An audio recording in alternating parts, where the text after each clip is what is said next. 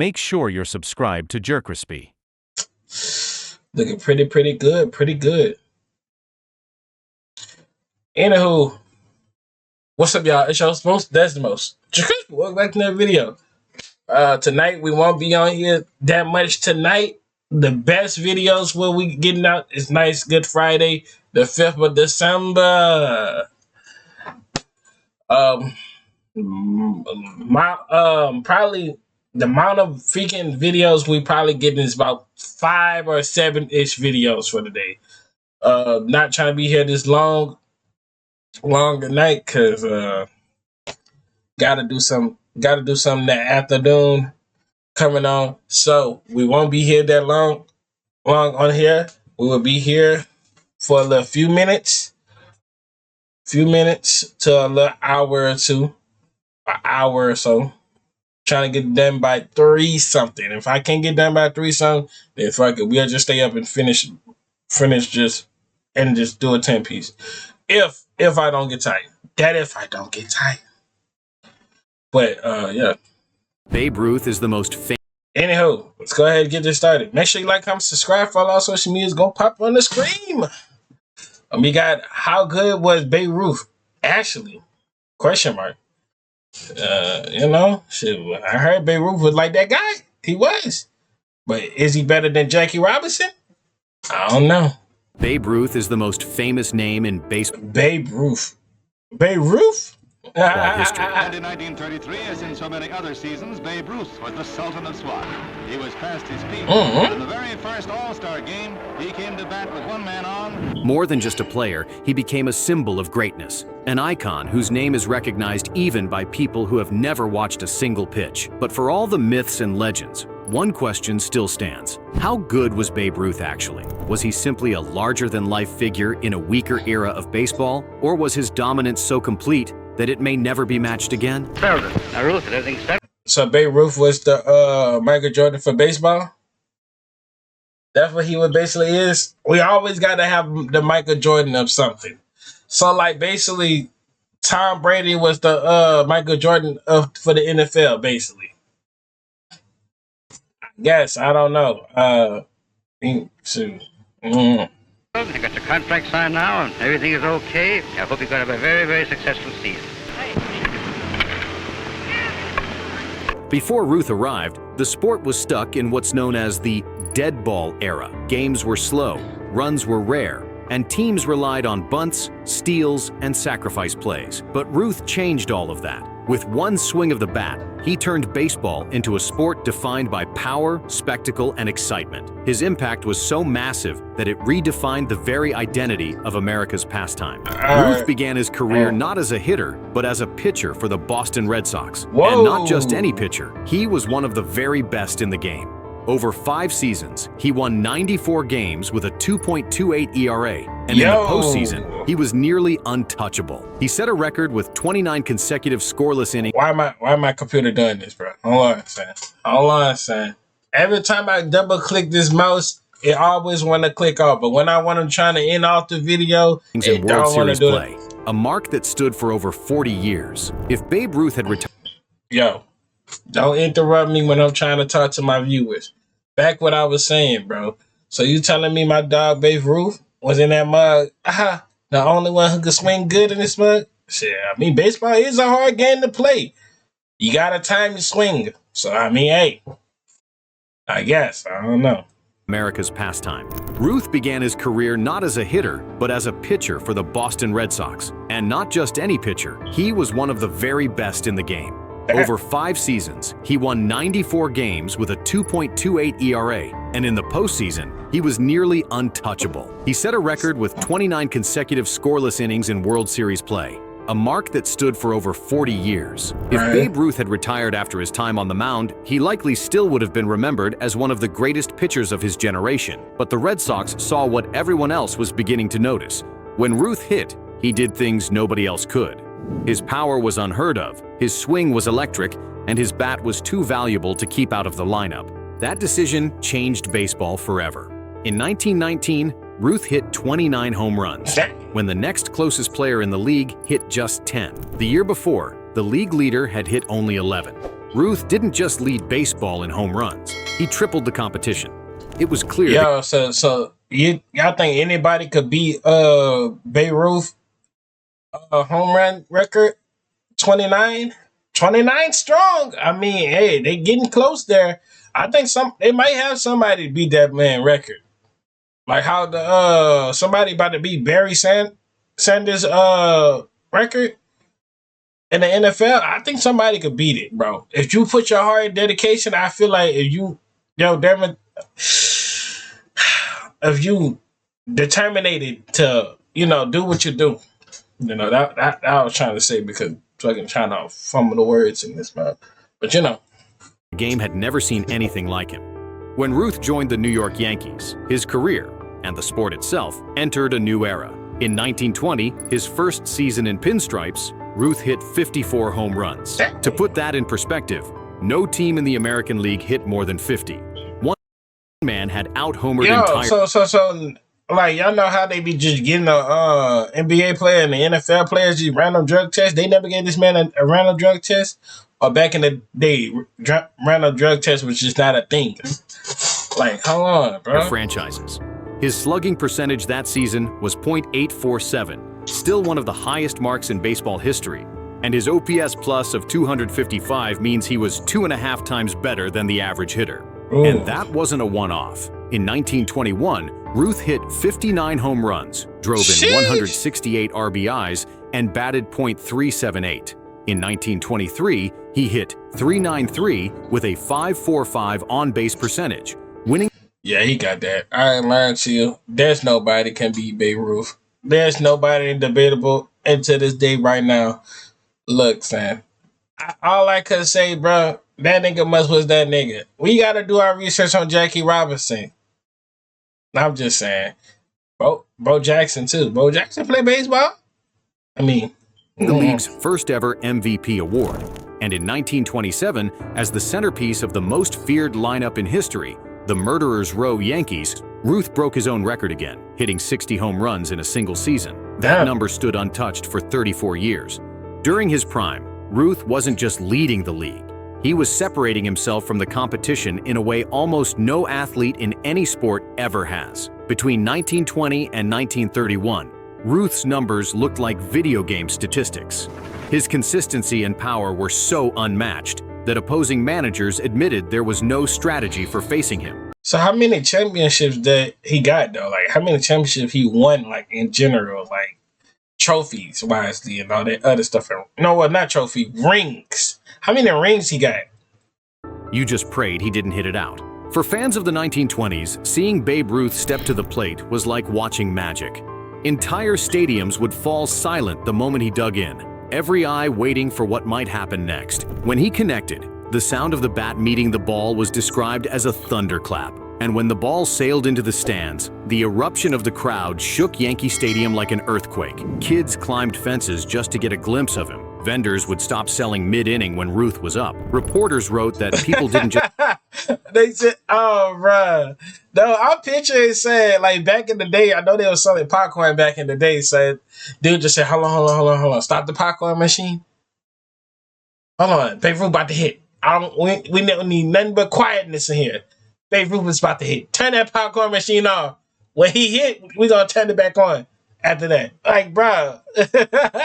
come to baseball games anymore. They came to see Babe Ruth. His presence doubled the Yankees' attendance almost overnight. And it's no coincidence that Yankee Stadium, built in 1923, became known as the house that Ruth built. Ruth knew how to play to his audience. He tipped his cap to fans, cracked jokes with kids, and gave reporters endless sound bites. He wasn't just a player, he was a showman. In a time before television, Ruth gave baseball a sense of drama and theater that made every at-bat feel like an event. Of course, critics today argue that Ruth only dominated because he played in a weaker era. The league was segregated, pitchers weren't throwing 100 miles.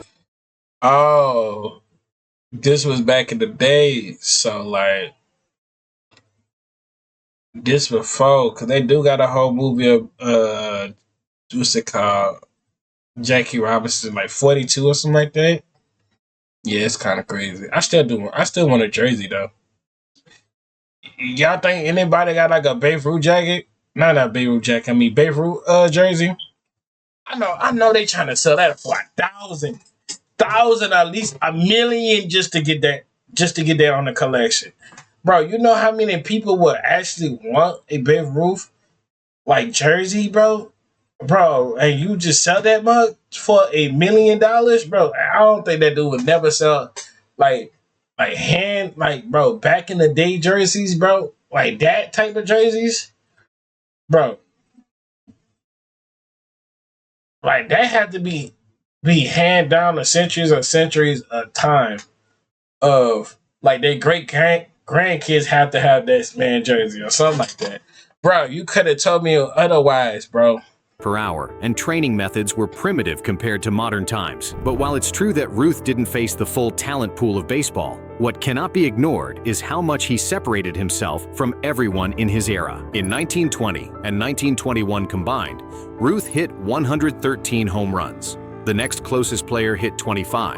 In 1927, when he hit 60, the second highest total in the league was half that. Imagine if today, Aaron Judge hit 70 home runs and the next best player had 35. That's the kind of gap we're talking about. Even advanced analytics confirm it. Ruth's career OPS plus of 182 means he was 82% better than the average hitter over 22 seasons. Damn. Nobody since has maintained that level of dominance for that long. Context or not, the numbers prove that Ruth wasn't just ahead of his time. He was ahead of every time. But Babe Ruth's greatness wasn't just statistical, it was cultural. Baseball was in crisis after the 1919 Black Sox scandal, when players conspired to throw the World Series. Fans were losing faith in the game itself. And then Ruth arrived, blasting home runs that captured the imagination of the country. He didn't just save the Yankees, he saved baseball. Ruth became the first true sports celebrity. Newspapers didn't just report his stats, they put him on the front page. Radios interrupted regular programming to announce when he hit another home run. He appeared in movies. Oh yeah, that nigga got motion.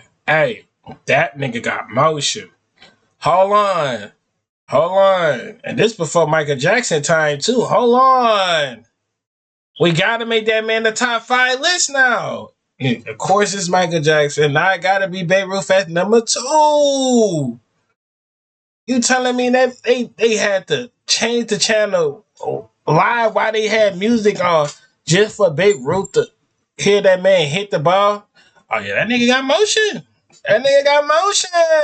Endorsed everything from cigars to soda, and became the face of the Roaring Twenties. He wasn't just bigger than baseball. He was bigger than boxing, bigger than football, bigger than sports themselves. And unlike many modern athletes, Ruth embraced it. He signed every autograph, played catch with kids, visited hospitals, and gave himself to the fans. Okay.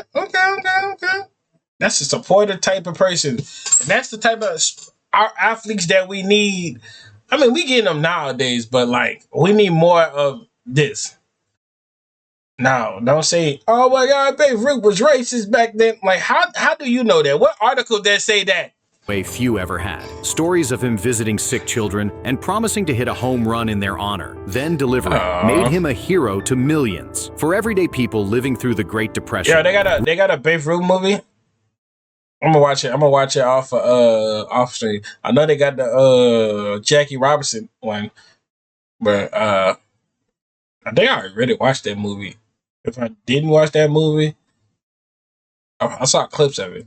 Ruth wasn't just entertainment, he was hope. By the 1930s, Ruth's body began to slow down. He wasn't hitting 60 home runs anymore, but he was still one of the most feared hitters in baseball. Even in decline, he hit 34 home runs. Imagine old age never like exists, and like it's like on some like when you get old, you can still move a little bit fast, but not how fast, but you can still move fast though. So like I think Michael Jordan was actually still be in the NBA if he actually like old age was never a thing. And like, bro, I don't lie to you. Michael Jordan would actually be still in the NBA right now. Shaq, Kobe, and all them niggas would still be in the NBA right now as we speak. In 1934, at the age of 30. Hold on. Well, Loki actually get a Michael Jordan versus LeBron talk. And that would be like games on top of games. Imagine seeing Michael Jordan versus LeBron James in a championship game, or Kobe Bryant versus Kyrie Irving in a championship game. Or imagine Joker, Giannis against Shaq or Yao Ming? Hold on. Hold on. Or imagine seeing Tracy McGrady against Trey Young. Oh my God. 9, a total most players could I'm never just telling dream y'all, of. bro. The defining moment of Ruth's later years came in the 1932 World Series against the Chicago Cubs. Heckled relentlessly from the dugout, Ruth supposedly pointed towards center field before blasting a towering home run exactly in that direction. To this day, fans debate whether he actually called his shot, but the truth almost doesn't matter. For fans, it was Babe Ruth in a nutshell: brash, confident, and unstoppable when it counted. In 1935, Ruth signed with the Boston Braves for one last season. His body was failing him, but he gave fans one final show, hitting 3 home runs in a single game at age 40. Days later, he retired with 714 career home runs, a number so large it seemed untouchable. It would take nearly 40 years before Hank Aaron finally surpassed it. Even after retirement, Ruth remained the face of baseball. In 1947, during Babe Ruth Day at Yankee Stadium, he returned to the field, weakened by cancer, his voice barely audible, but still commanding the love of the crowd. A year later, he passed away at just 53 years old. Over 75,000 fans came to Yankee Stadium to pay their respects, a final reminder of the impact he had on the game and the country. So how good was Babe Ruth actually? The numbers tell one story, the fans tell another, but together they create a legacy that feels almost mythical. He retired with 714 home runs. Sheesh, bro. Hey, bro. 714 home runs, bro. Oh my God, bro. Yo, so you know how long that actually would take you to get to that point, bro? A very long time, bro. Runs, 2,214 RBIs, a .342 career batting average, and a 1.164 OPS. His career slugging percentage of .690 is still the highest ever. His OPS plus of 182 remains unmatched over such a long career. Even today, with all the advances in training, equipment, and scouting, nobody has consistently separated themselves from the competition the way Ruth did. But Ruth's greatness wasn't just in the numbers. It was in the way he transformed baseball from a slow pastime into America's national obsession. It was in the way he gave hope to fans. Damn, bro. I know somebody said why Babe Ruth wouldn't survive the modern days baseball. Oh, God. Anyways, hope y'all enjoyed the video. Make sure you like, comment, subscribe, follow our social media. If y'all want more videos of this, let me know. Run the views up, man. All I can tell you, when y'all run the views up, like, comment, subscribe, share to a friend. You know we on the road to 500.